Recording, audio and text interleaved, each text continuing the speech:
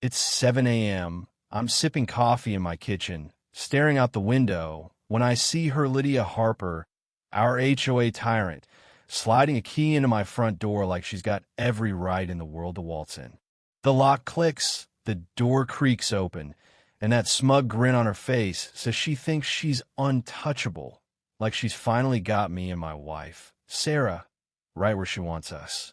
But then Sarah steps out from the hallway, holding a piece of paper that makes Lydia freeze like she just saw a ghost. And trust me, what's on that paper is about to turn this whole nightmare upside down. Let me back up. I'm Mike Sullivan, just a regular guy, a city building inspector who thought moving to Willow Creek, this picture-perfect suburb with tidy lawns and friendly barbecues, was going to be our slice of the American dream. Me and Sarah, we were thrilled. New house, fresh start, no drama. Then we met Lydia. She rolled up on moving day, all smiles, handing us a rule book thicker than a phone book, talking about community standards and property values like she was the mayor of her own little kingdom. I'm thinking, okay, she's just enthusiastic, right? Big mistake. 3 days in, we get our first violation. Notice our mailbox is leaning half an inch too far to the left. Half an inch. I'm a guy who measures stuff for a living, and even I thought that was nuts. But I fixed it figuring, let's keep the peace, new neighborhood and all. It got worse. A week later, another notice our trash cans were out 6 hours early. 6 hours, not 6 days, but apparently that's a crisis in Lydia's world. It's like she had a ruler and a stopwatch glued to her hands, patrolling the streets, looking for any excuse to slap us with a fine. I started wondering if she was just obsessive or if this was personal. Spoiler alert, it was very personal. Fast forward 6 months, and I'm watching Lydia try key after key on our front door from my kitchen window, muttering about emergency access protocols like she's some kind of secret agent. She's got this key ring that looks like it could sink a ship, each key tag with what I swear are street addresses. My stomach's doing flips because I realize this isn't her first break-in attempt. She's done this before to who knows how many neighbors. Sarah's next to me, whispering, is she seriously breaking into our house? But there's something in her voice, not panic, but this laser-focused calm that makes me glance at her twice. She's not reaching for the phone to call 911. Instead, she's grabbing her notebook, the one she uses for her paralegal work, scribbling down everything. The time, Lydia's outfit, the way she's fumbling with the keys. It's like she's building a case right there on the spot. I've had enough. I storm outside, clear my throat loud enough to wake the dead, and say, Lydia, what the hell are you doing? She spins around, but instead of looking guilty, she gets this entitled smirk that makes my blood boil. Emergency inspection, she says, waving that key ring like it's a badge. Your exterior violations require interior compliance checks. Violations? I look at our yard, perfectly mowed, no weeds, nothing out of place. What violations? I ask. She flips through a clipboard stacked with photos, measurements, forms like she's running a CIA operation. Your fence color's a shade off the approved palette, she says, and your driveway's 2 inches over the property line. 2 inches. I'm ready to lose it, but before I can, Sarah steps out, and let me tell you, the air gets 10 degrees colder. Hi, Lydia, Sarah says, sweet as honey but sharp as a knife. I'd love to see the documentation for this emergency authority of yours. Lydia blinks, thrown off, but recovers fast. Board procedures are internal, she snaps. Homeowners don't get to review them. Sarah's already recording on her phone, cool as ice, and says, actually, under state law, any HOA claim over private property requires transparent documentation. So, show me the board minutes, the insurance for entry activities, the legal justification. Now, I'm staring at my wife like, who are you? She's a paralegal, sure, But this is next level. Lydia's face goes pale. She mumbles something about interference, slaps a violation notice on us, and storms off. But that night, at 11 p.m., I hear it scratching at her door. Lydia's back, not with keys this time, but actual lock-picking tools, like she's auditioning for a crime show. I'm shaking as I wake Sarah, whispering, she's got burglary gear now. Sarah's up in a flash, no grogginess, like she was waiting for this. Call the cops, she says, already recording through the window. The 911 dispatcher thinks I'm overreacting, sir. Are you sure it's not a family member? And I'm like, lady, my family doesn't carry lockpicks and work the graveyard shift.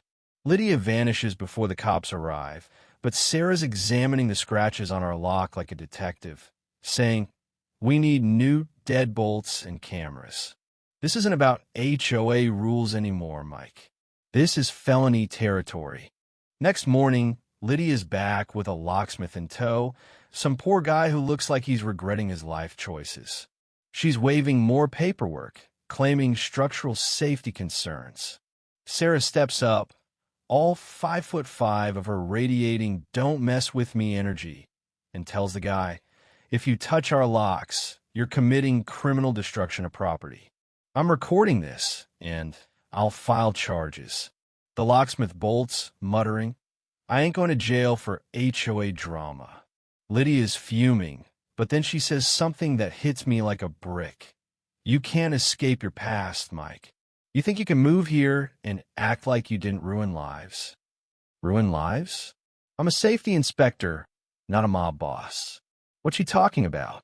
Then a police car rolls up, and out steps Officer Daniels, Lydia's husband, Tom. He looks exhausted, like he's dealt with her nonsense a million times. Lydia, we've been over this, he says. You've got no authority to mess with their property. She snaps, Tom, this is community business, and he flinches but holds firm. You're my wife, but you're crossing lines. Step back, wife. The HOA psycho is married to the cop? My head's spinning, but Sarah's laser-focused, demanding, Officer, how many times has Lydia pulled this stunt? Tom hesitates, then admits, this isn't her first complaint. Sarah's recording it all, and I'm wondering what else my wife knows that I don't. That night, Sarah's on her laptop, showing me spreadsheets color-coded, cross-referenced, like she's been running a sting operation from our dining room. Lydia Harper's not her real name, she says. She moved here 18 months ago, paid cash for her house, no mortgage, no credit history. That's not normal, Mike. She pulls up photos of our house, our routines, months of surveillance Lydia's been doing. My stomach drops. She's been stalking us. I whisper. Sarah nods. And it's not random. It's about your old case, Mark Reynolds. Mark Reynolds. The name hits like a punch. 3 years ago, I inspected a construction site, found substandard materials concrete, so weak it could have collapsed and killed workers. Reynolds was the contractor, cutting corners, bribing inspectors, forging certificates. My report got him arrested, convicted, and sent to prison. He died in a fight 6 months later. Lydia is his sister, and she blames me for his death. She thinks I targeted him out of spite. I say, my voice shaking. Sarah's eyes are steady. You save lives, Mike. But to her, you're the villain who destroyed her family. Then it escalates. Lydia's lawyer leaks an audiomy voice, clear as day, threatening Reynolds. You're done, Mark. I'll make sure you lose everything. I'm floored. I never said that. But the voice is mine, and it's convincing enough to get me suspended from work. My name smeared across the news as a corrupt inspector. Reporters camp outside our house. Neighbors turn on us. Someone spray paints "Crooked Cop" on our mailbox. Even I start doubting myself that I lose it with Reynolds and forget. Sarah's watching me, and I see the flicker of doubt in her eyes, too. That's what breaks me most. Then Sarah drops the bomb. Mike, I haven't been fully honest, she says, voice steady but eyes guilty. I'm not a paralegal. I'm a federal investigator with the FBI's Construction Fraud Task Force. I was assigned to protect you after Reynolds' arrest because his network swore revenge. My world tilts. Our marriage, our life fight started as her assignment? It became real, she insists, tears in her eyes. I love you, Mike, but my job was to keep you safe from people like Lydia. She shows me proof the audio's a deep fake, stitched together from my old city meeting recordings.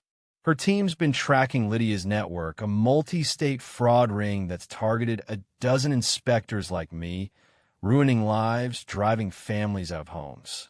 Lydia wasn't just a crazy neighbor, she was a mastermind, bankrolled by criminals I'd helped expose. And Sarah's been building a case this whole time. The next morning, Lydia's back, bold as ever, with a crew and a shiny new key that fits our lock perfectly. She walks into our house, clipboard in hand, ready to inspect and probably force us to sign over our property. But Sarah's waiting, stepping out with a federal arrest warrant, her voice calm but lethal. Lydia Reynolds Harper, you're under arrest for stalking, harassment, and conspiracy. Lydia's face collapses shock, then terror, as her keys and clipboard hit the floor.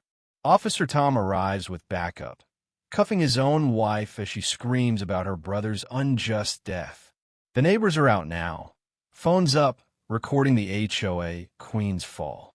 6 months later, I'm in the White House Rose Garden, getting a presidential medal for public integrity. Me, just a guy who did his job, now shaking hands with the president, while Agent Sarah Williams watches from the front row, her badge gleaming. Lydia is serving 25 years, her fraud ring exposed, spanning 12 states, $60 million in scams, endangering thousands. I saved lives, but I almost lost my career, my home, my marriage. Sarah and I are still working through the trust issues, the lies she told to protect me. Couples therapy with a security-cleared counselor is weird, but it's helping. She's transferred to the local FBI office, and I'm promoted to regional safety director. Our neighborhood's back to normal kids on bikes, barbecues, no more road keys. Here's the thing, though. Justice feels good, but it's messy. Lydia thought she was avenging her brother, but she was protecting a criminal empire. Sarah lied to me for months, but she also saved me from ruin. Where's the line between right and wrong when everyone's got their own version of the truth? I'm still figuring that out, sitting on my porch with Sarah, watching our neighbors live their lives, knowing we made it through.